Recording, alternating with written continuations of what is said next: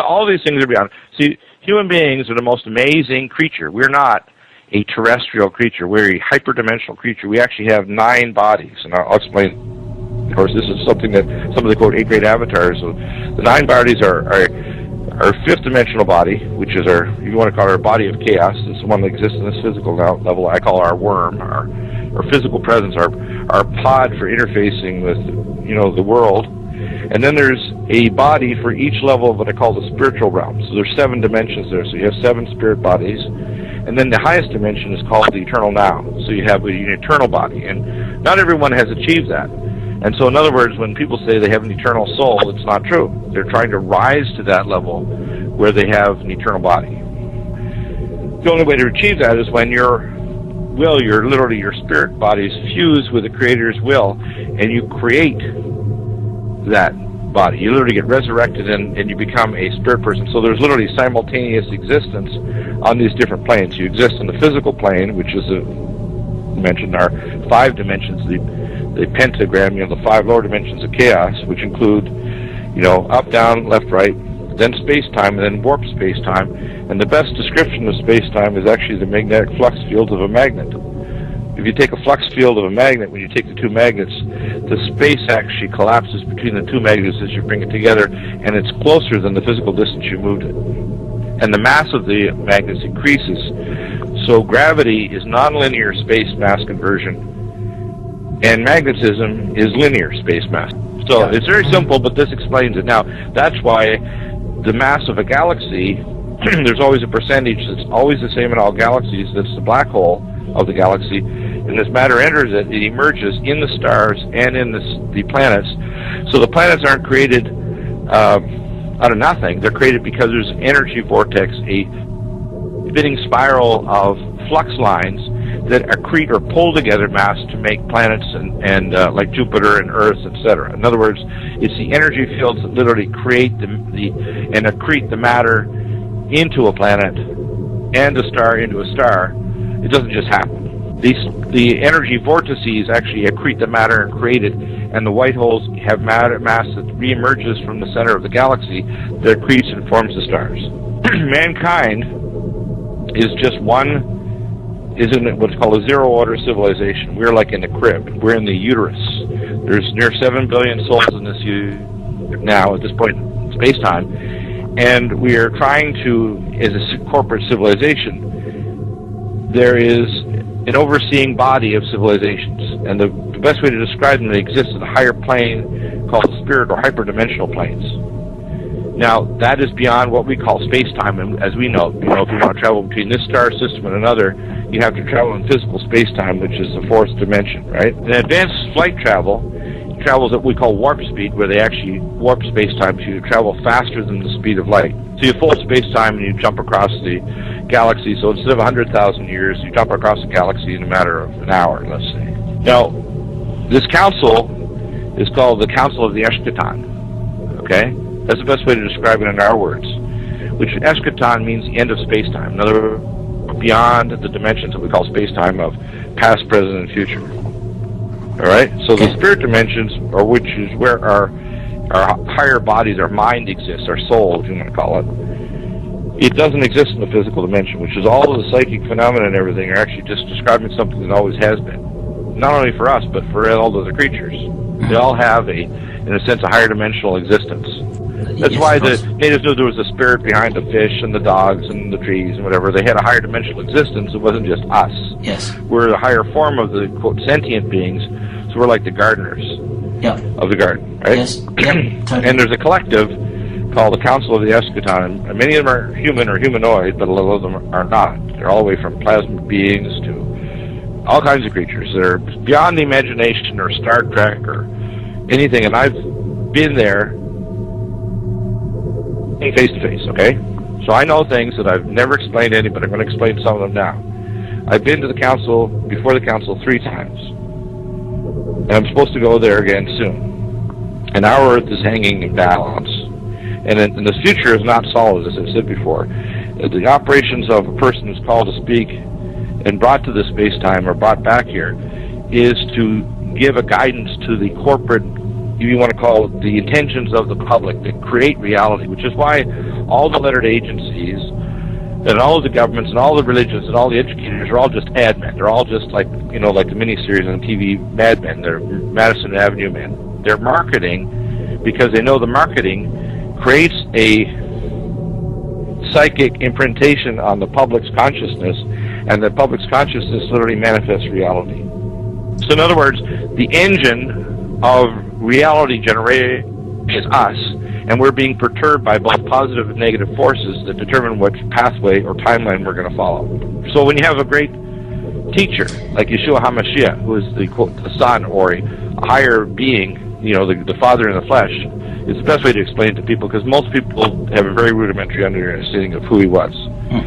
He descended to our space-time, and his father was not the Holy Spirit that entered a virgin. That's another blasphemy, because no Jew who is a Torah Jew will say that.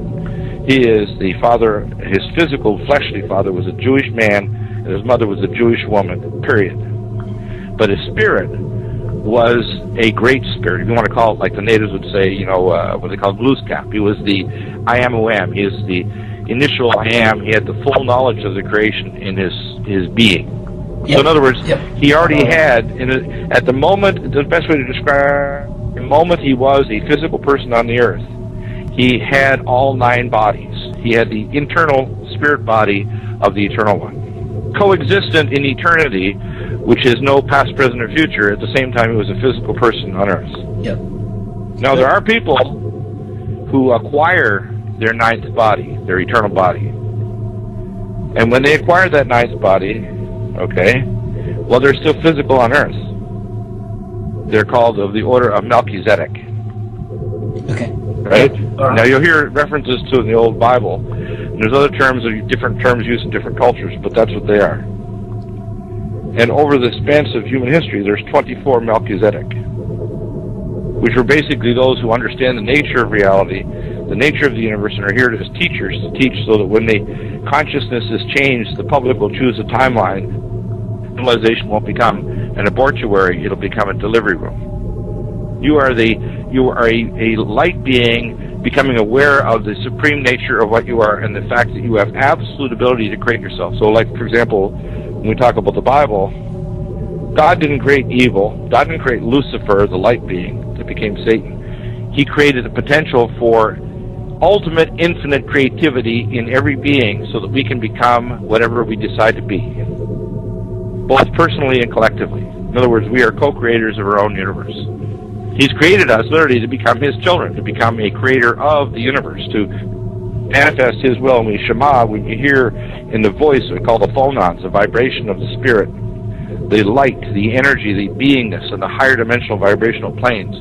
When we know the will of the creator, we literally become the intentional creators of the universe. In other words, we create life extension, leaping across space-time, interacting with advanced beings. In other words, the political system becomes irrelevant. The religious technology and dogma becomes irrelevant, because everything is swept aside and there's only one truth. There's not millions of truths. There's not opinions. There's simply the way it is. It's all a matter of ignorance. In other words, the reason why we have thousands of religions and different scientific things and the scientific method is we're ignorant. Yep. And ignorance is a basis for all these dialectics. And of course, evil is using the dialectics of ignorance and controlled ignorance, so it can lie to us about the thing we are, so it can control us and steer our timeline toward its own purposes, which is in a sense a form of corporate suicide. Yeah. Here's how this is coming together. There are many, many rising up, and I believe that you're one of those rising up. That's a great light, and Carrie Cassidy and all the thousands of others that are starting to kind of get it. We're almost like the 100 monkey. Think of us as neurons in the frontal lobe of mankind, as a corporate being that is not only non-local, but also stretches into the past and into the distant future. People like me and people like you, to look in the delivery room and say, let's keep the abortionists out of the delivery room. Let's keep mankind on the proper rails, timeline. Let's move toward where these converging events are not so much a question mark as an exclamation mark for mankind. And then if we decide to choose an intervention that will keep it to be a delivery room, will prevent us from being destroyed from what's coming. Right. But we can see from all these things that the scientists and the governments and the corporations have done a great evil by holding back this information. If you get a brown dwarf that's 20 Earth masses, it's cause a solar mass ejection. It could just trigger off super earthquakes of magnitude 9, 10, and 11. It could precipitate a flip that may crash the ozone layer, so the only thing you'll see is if you go outside, you're going to go blind and all the crops and 1/3 of the trees will die. And it may reverse itself in as little as 30 to 60 days, but anyone who's stupid enough during that time to go outside, they're going to get third-degree burns, their immune system will collapse, and they'll die of infection. So people need to know what the real risks are, rather than Roland Emmerich or other people like the 2012 movie saying there's a super tsunami that's going to cross the continents. Yes, there may be tsunamis, but there's only certain things that are going to trigger it. If the continents are moving at 1.6 miles per hour, it's not going to create a tsunami. Yeah. So I'm presenting this as a gift to the scientists. If you're listening to the scientists and astronomers and physicists and chemists and geologists that are looking at magnetic flux shifts and biologists and volcanologists, you need the guts to stand up for mankind, and for mankind that will become part of the, I call the midwifery of the galaxy. Part of the advanced civilization will move, as Michio Kaku says, not just from an energy culture that's zero, that uses coal and burns things, but we'll move to a culture where our spirituality will transcend religion, where we will transcend science and technology. We won't merge with it like the Cylons and the Space Galactica, but we will transcend technology because we'll recognize what we are and the nature of our universe. And if we don't, this question mark of these converging events will become an exclamation mark and the end of the civilization of mankind on this orb. Ooh, if people think they're going to survive down these things, like not for months, but maybe years or decades or centuries, they're crazy. And there's 2 of these cities in Russia they built that can hold almost 500,000 people each, just each of these cities in the Ural Mountains. Right. That's nuts. Human beings are not made to use artificial sunlight, live with nuclear reactors, and live inside a rock mountain after the Earth is destroyed. Yeah, and if they're not crazy when they go in there, they'll be crazy by the time they come out. It won't take long. Yeah. They'll make the ugliness of the physical and spiritual appearances of the Morlocks in the time machine look like they're beauty queens in a galactic contest for, the queen of the universe. What, you mean like the Star Wars bar, Yeah, exactly. It'll be they'll make the Star Wars bar look like beauty queens, let's put it that way. I'm going to say a little prayer now. May the God of the universe bless all of his children, of all colors and all sentient beings in this universe. May the Council of the Eschaton bless mankind. May all of his children know that this is to be a birthing place of the civilization of the people, not the place of death and destruction, not an abortuary for mankind, not a trash heap or a burnt cinder of a small rock floating around a yellow dwarf star, but a birthing place of a new sentient species that moves to become a being that can shine the light of creative intent on this sector of the galaxy and not be one of the great evil ones causing death and destruction and forcing its will upon other sentient beings.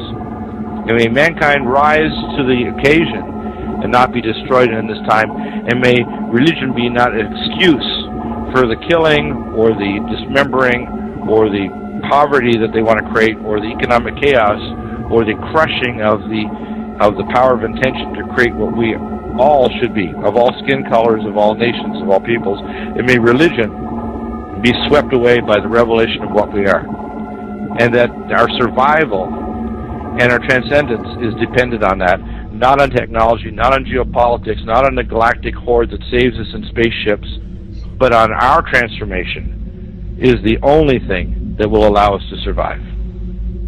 Very good, Dr. Bill. Bless you for all of your work. Thank you so much.